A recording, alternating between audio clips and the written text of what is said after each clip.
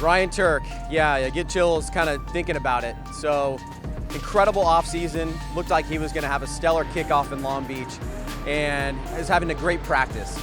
Last run of practice, right before the top 32, he goes into the wall extremely hard.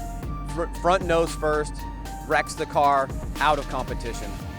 Last lap of practice. I don't know why it's always got to be the last one, but power steering belt failed, either slipped off or shredded or something, but coming past the first outer clip, when I went to clutch back into the throttle, there was no power steering, and the car just gripped up instantly, and at that point I just passenger and tried to steer it straight to the tire walls instead of that concrete wall. So we went from 45 miles an hour to 0 into the tire walls, so the chassis is done.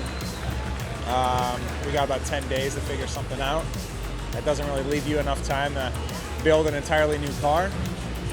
So we're just trying to look at options right now and figure out what we're going to bring to Orlando. You know, I've been in car accidents before, unfortunately, and also you know, some minor crashes and drifting, but nothing like this. It's just, no, it doesn't really affect me. I grew up racing dirt bikes, plenty of broken bones, and I've had some serious wrecks, waking up on the ground with a bunch of people hanging over me, so this isn't really that bad. So the setback of Long Beach was tremendous. Ryan was injured. He had to rest and recover. The car was destroyed. They didn't get any points because they didn't qualify. They couldn't make it to competition because the car and him were out.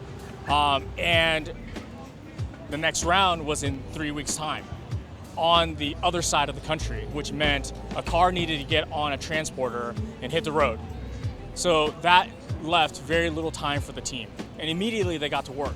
That gave us about 10 days to put a new car together, so I had to call up the demo car that I have. Unfortunately, I love that thing. We had to cut it up and build it into the pro car. The team did an amazing job because the deadline was so short to swap all the parts over and do a bunch of fabrication work. So the boys got it done. First laps I took in Orlando, I radioed to the guys, I was like, this car is amazing. It's so good. The chassis is straight. You know, it's a lot more solid. The other car had 7 years on it, so we just started with a better base. So Orlando went really good. Just kind of getting used to the car. It was more or less a test and tune event for us, unfortunately, rather than like, let's just let it all hang out and go for a win. So we learned a lot, got comfortable. We ended up getting beat by Daijiro in top 16, but you know, it was still kind of a win for us. I was still getting over my concussion symptoms. They build that thing back up from scratch, have a good debut in Orlando, but then really turn it on at Road Atlanta, where he not only has to compete in the rain, he fights against Frederick Osbo in the finals and gets second place. A huge comeback for him and one of the coolest things I've seen in my 15 years of Formula Drift. Come Atlanta, my head was feeling a lot better, and we were just ready to rock, man. Rain or shine, didn't even matter. We were just there to lay it down. We knew we needed a big win, and the car was hooked up, ready to rock.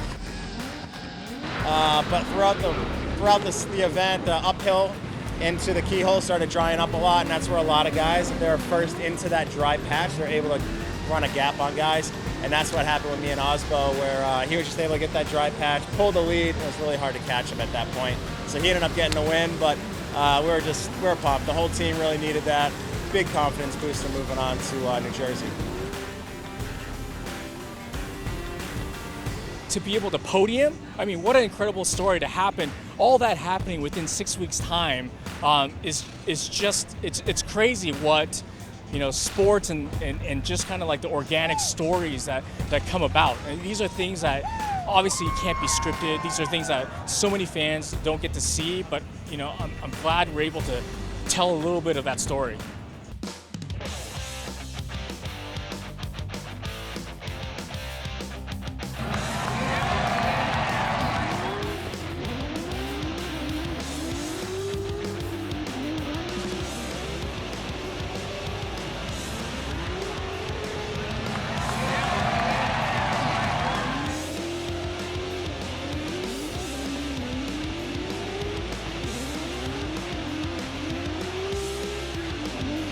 Going up against Frederick, I knew we had to bring our A game, so we threw everything we had in the car as far as setup's concerned. We were chasing first lap, stayed with him all the way through, didn't make the same mistake coming off the bank, stayed with him through transit, inner clip 1, and all the way through the track. I was just applying heat the whole time.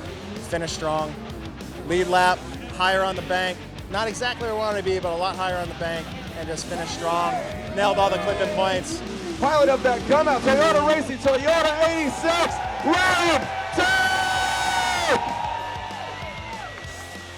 And I thought Atlanta felt like a win, and this, one step above. It's unbelievable. Hats off to my team and all the sponsors and supporters that are behind us. Hopefully we can keep on going.